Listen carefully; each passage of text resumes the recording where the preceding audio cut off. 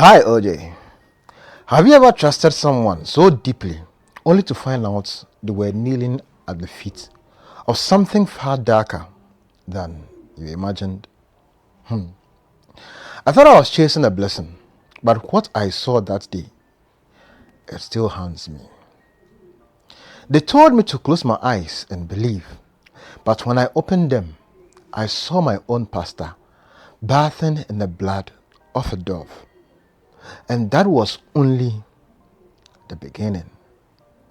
Tonight, I will tell you what I witnessed, where the rituals are hidden behind sermons, and the men of God might just save someone else entirely.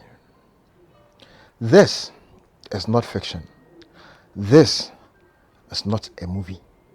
This is the story of the day I followed my friend into a house of light and found darkness dressed in a robe.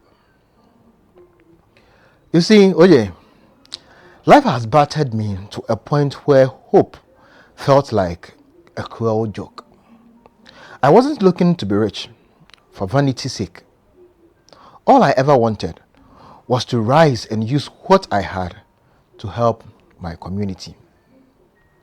That dream kept me going, but the more I chased it, the more it ran from me. It felt like something, some force, had wrapped its hands around my destiny and refused to let go. Still, I pressed on. I prayed, I fasted, OJ. I sowed seeds. I was a member of a well-known church. The kind you would see on TV.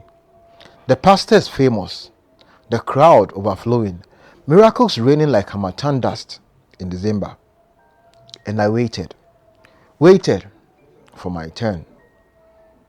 Waited for the prophecy that would shake the chains from my life. I saw strangers walk in and get miracles while I sat there week after week, invisible, forgotten, and unchosen. I spoke to a friend, a brother, really. I poured my heart out. At first, he brushed it off, changed the topic, but days later, he called me to his workplace. That day, he wasn't that calm, a man I knew. He spoke sharply, like a man tired of pretending. He told me, "Your pastor, he can never help you." That sentence was like a slap. But it didn't stop there. He told me that behind every success, every person who had made it, there are things hidden. That 90% of these so-called Christian men and women of power don't get their strength from the pulpits they preach on. They have other sources, secret sources. I argued. I mentioned name, good, holy men, and women I believed were pure. He laughed, not with joy, but with pity. "You are too naive," he said. According to him, many who call on God do it for show, but in the secret, they kneel before powers darker than night. That's when I got up to leave, but he stopped me. Not with force, but with a promise. "I'll show you," he said, "so that when I help you, you will know what you are accepting." OJ, curiosity is a dangerous thing when mixed with suffering. I returned to him, tired and ready to listen. He said, "You think you are ready, but you are not. Still, I'll take you." He drove us to a large compound, a place that looked more like a conference center than anything spiritual, clean and polished, diplomatic even. Before we entered, he called someone, said, "Son of great power, number 213." And just like that, the gates opened. Inside, it was surreal. People laughing, hugging, dressed in their finest. I thought I was walking into a high class bouquet. What I didn't know, OJ, was that I had walked into the annual gathering of a powerful cult. He told me, listen, observe. After this, if you still want to join, I'll help you. The first part didn't seem evil, I won't lie. The way they spoke about growth, prosperity, abundance, it sounded just like church. Better, even. But then came the second part. He said, come, you need to see this for yourself. We went into another hall, darker, more symbolic. Symbols on the wall, geometric drawings, ships, stars, swords. Everyone sat cross-legged. I followed. Then in a whisper, he told me, one of the top members is coming to renew his covenant. Watch closely. OJ, when I looked, my heart stopped.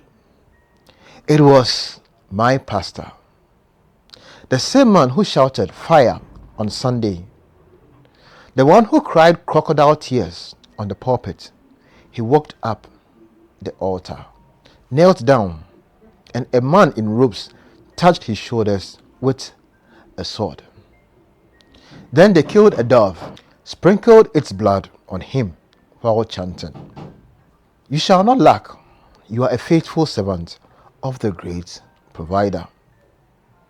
He changed into a black suit after the ritual, the same one he wore to church every Sunday. OJ, had my friend not been there, I would have never known. I would have believed everything was just a clean, godly gathering, but I had seen what lay behind the curtains. As we stepped out, he showed me others, young men, women, smart, driven, all waiting to pledge themselves. Later, he told me the truth, that most of these men who seek power, pastors, doctors, politicians, must sacrifice blood. Often human blood, and the deeper you go, the heavier the price. He said he won't go further, not because he couldn't, but because he feared losing someone he loved to the sacrifice. Even at his level, the money were already too much. For 3 days after, I couldn't sleep. I couldn't eat. My soul felt violated. My own pastor, a man I trusted with my prayers, my tithe, my tears. That same hand that laid oil on my head had been soaked in blood. Eventually, my friend offered to fund my business. I'm into graphic design, and I've started setting up an ad agency. He told me he could have helped me from the start, but he needed me to see the truth, so I would remain as I was, clean and innocent. He said he respected me for valuing the little I had. He didn't want me to walk blindly into something I didn't understand, the way many others do. Now, I know better, OJ. OJ, I didn't come to saying I've left my faith, no. But now, I pray with every eyes open. I ask questions. I test spirits, because not everyone who says God means the same God you and I believe in. To everyone listening and watching, don't let your desperation drive you into distraction. Please, know the God you are following. Thank you for listening to me, OJ. If you found wisdom in this story, share it. Someone out there might be standing at the edge of the same cliff I almost jumped off. And as always, this story is not just a tale, it is a warning. God bless you, OJ. This is your anonymous OJ, and if you are new here, make sure you like and subscribe to the channel. and tell somebody about your anonymous OJ. I'll see you in our next confession.